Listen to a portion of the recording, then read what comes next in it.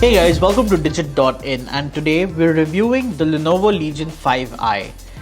A lot of the comments in our previous gaming laptop videos have been about review the Legion, review the Legion, review the Legion. Now, well, I know you guys wanted the Ryzen version, but the Intel version is what we have today.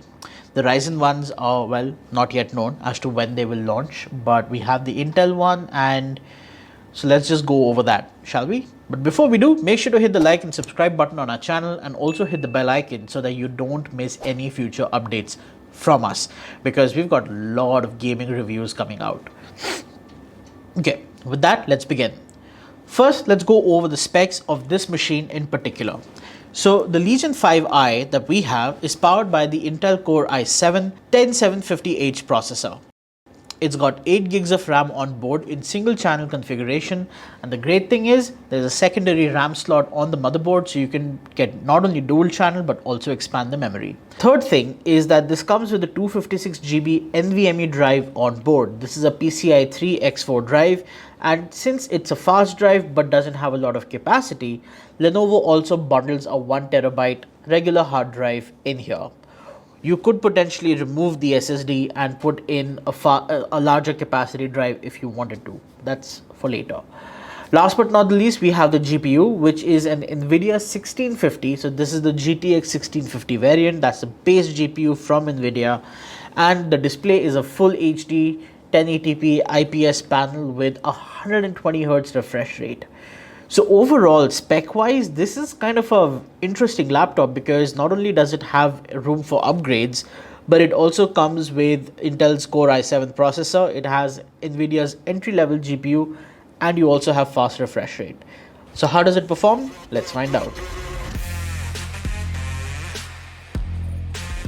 First things first, I want to talk about gaming and thermals, and I want to do it together. Normally we keep the two separate, but turns out gaming is when you have the thermals really going out of control on any gaming laptop. If a gaming laptop can keep heat under check when you're gaming on it, chances are you'll get impressive thermals across the board anytime outside of that. So first and foremost, for a laptop of this kind of configuration, we run our standard set of games in high graphic quality, which is the high preset that's offered by the game, and one lower than high. Our choice of games include Metro Exodus, Forza Horizon 4, Doom Eternal, etc., and also a lot of esports titles. So overall, like, gaming on this thing has actually been quite interesting because with the 120Hz panel, but the combination of an i7 with a 1650 GPU and 8 gigs of RAM, not a lot of games are able to push this panel to that 120 FPS mark. So games like CSGO, yes, you could definitely hit that mark with customized graphic settings, lower the graphic settings, tweak them as you like, and yes, you can go there. But if you use presets, like especially in games like Doom Eternal, we're not seeing that 120 FPS return. On Forza Horizon 4, the max we managed to push this was 95 FPS, and that was with medium graphics preset. But overall, as an entry-level gaming machine, this is actually quite good because it gives you that stable 60 FPS gameplay mark across the board. So any game that you may want to play, as long as you're generous with your graphic settings and you're not expecting to run it at its highest possible setting, you'll be fine.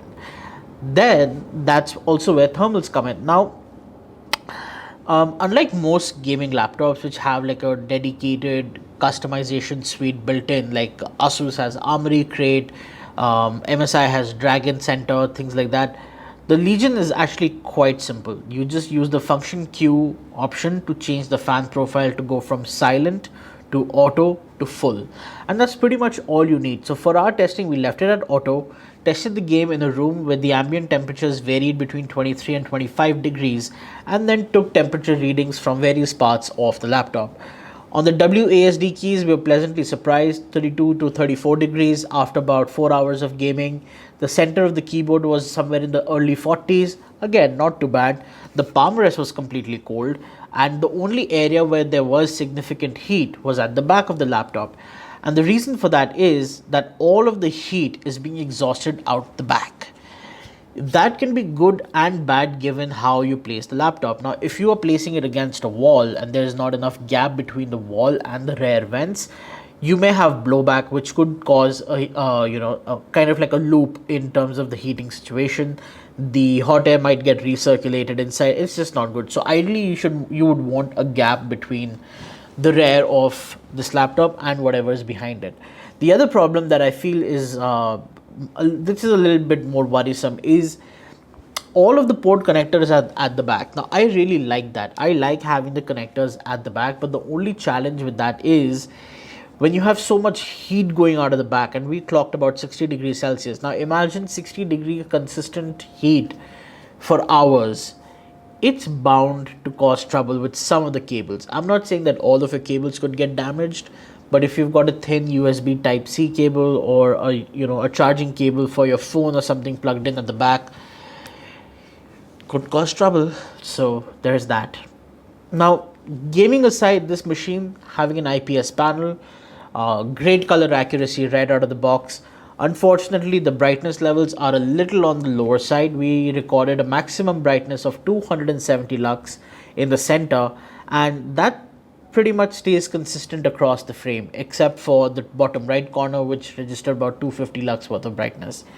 All in all, not that bad. So all this means is you may have visibility issue outdoors, but indoors in control lighting, like even right now we've got lots of lights just to sort of light up this room. Everything on the machine is extremely well legible. In fact, even darker games like Doom Eternal, Shadow of the Tomb Raider, and even racing at night in Forza Horizon 4, all of that content looks, it's easily discernible, so you're not going to have trouble there.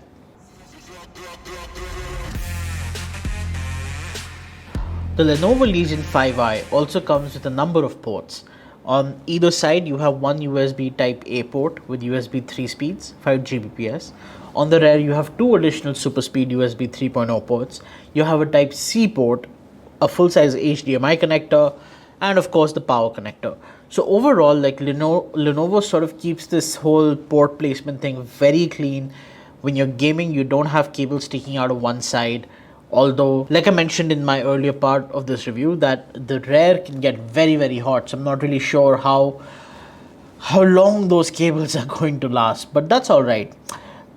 What really does work for the Legion 5i is this keyboard. Like overall, I have to say this, that Lenovo is known for making some very impressive laptops, and they've sort of taken the best of all of that and put it into their gaming series. So the 5i, the keyboard again, this is a very standard keyboard from Lenovo, taken right out of their ThinkPad lineup. It's got 1.4 millimeters of travel, very nice actuation. Like the whole typing experience on this is super nice. The nice clicky feel. It feels like more like a chiclet keyboard, but the keystrokes on this are very firm, sharp. Feedback is good. And surprisingly, the error rate on this thing has been extremely low, at least for me as somebody who spends a majority of his time typing. There's also a full-size numpad for anybody who might be interested in that thing. And so overall, there are a lot of secondary functions that have been tied onto the F keys, and also keys like print screen, home, etc., etc. So you have multimedia control buttons as well. The trackpad, I really like it. It's a plastic one, does not have individual right and left click buttons. Personally, I would have preferred if there were individual left and right click buttons, but they're not there, so it's okay. But so overall, using this trackpad has actually been fairly okay. I mean, it's not so good that it stands out, but it's not bad either. It's just somewhere in the middle, which is functional, and that's what really matters. Now let's talk about the build and design. Now that's actually something I'm pretty excited about. This is a full plastic laptop. They don't use metal for anything, neither the lid nor the keyboard island nor the base. But it does not feel like cheap plastic. This is like very sturdy, probably ABS grade stuff. The lid has changed. Last year when we saw the Legion Wi-Fi 40, it had a ribbed finish, but this time it's completely smooth. The Legion logo is on one side and it does not light up like previous year, and the Lenovo logo is on the other side. So there's that slight design change, but other than that, they're identical. So if you were to remove this lid, the base of the Legion 5i from this year and the Legion Wi-Fi 40 from last year, identical. What's also really nice is this. Ignore the cables, but all of these holes this is what helps keep the thermals in check. This is actually a very large air intake system, and all of that air is being pulled in, so that's how the system is remaining cool. And that is part of why probably Lenovo is not using metal, because here's another thing: if you use aluminum or magnesium alloy to build the keyboard island or build the base, those metals actually really are very good conductors of heat, so they also get hot very quickly. They make you feel the heat.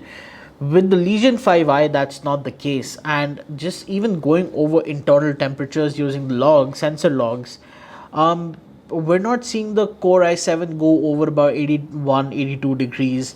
Same thing with the GPU, staying well within the 70s. So overall, the thermals are very well managed. So it's not just the fact that they're using plastic, but also that they have a huge perforation at the bottom, pulling in all this cold air, and of course the fans doing the thing very well. Overall, thoughts on the 5i. So if you're in the market for an entry-level laptop but don't want something flashy, this is actually perfect, because this could so easily also be a part of your work environment, right? And it's not distracting at all. So it's a very elegant looking laptop. At the same time, for the hardware it offers, it also gives great performance. The thermals are very well balanced. The keyboard is nice. It has this nice white backlight which helps you see the keys in the dark. Of course, that's what they're for. And a trackpad that's actually quite good. The speakers are also very loud on this thing. In fact, let me just play you something right now and you'll realize that they're actually quite loud. And yes, you can use them to game, but you will not be able to use them for competitive gaming. So let's just play a track which is not protected by copyright and will not cause our channel to get banned. Let's see. Growing businesses need a hosting solution that is powerful yet easy to manage. We're gonna skip Let's look the at how. ad. A city of the sun, you could have said it's only over when the day is done.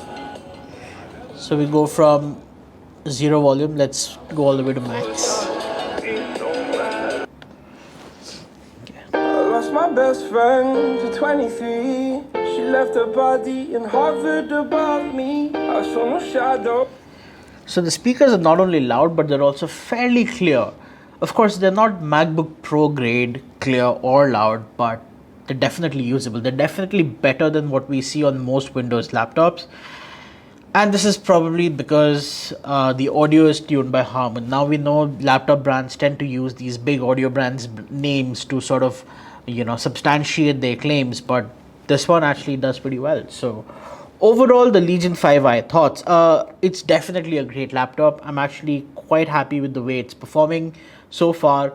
I especially like that Lenovo's built in a physical shutter to block off the webcam. For those of you who are super paranoid about, your webcams getting hacked and stuff, and you don't want to fall prey to those scam emails either, you know what I'm talking about. This is actually a great touch. So would we recommend the Legion 5i? Absolutely. Who is it for? It's for essentially anybody who's wanting to get into gaming. You want, or if you want a good, reliable machine for editing. If you're just starting out as a photographer, animator, video editor, cinematographer, whatever, editing, any kind of editing, any kind of 3D work, this is a good entry level machine for that. Don't expect the fastest render times. Of course, we've clocked our standard, Lightroom render test, Blender render test, Premiere render test. All of those numbers will be on the screen. But overall, for an edit machine, it's good. It can get the job done, but it does not have the fastest render times. The thermals are very well controlled. The typing experience is stellar. The port selection is solid. Like, honestly, there's very little to sort of criticize about this machine. The only thing, if I had to pick something, would be the fact that an i7 with an entry-level GPU just sort of doesn't make sense. And we're just starting to see more of these 10th gen machines come in, and we're going to be investigating as to why. A lot of these OEMs are starting to pair an i7, the 10750H with Nvidia's basic entry-level GPU. So we'll take a look at that later. But for now, that's our review of the Legion 5i. Thank you guys for watching this video, and before you leave, make sure to hit the like and subscribe button. And as for me, I'm going to go ahead and prep for my next video, so that's where you're going to see me next.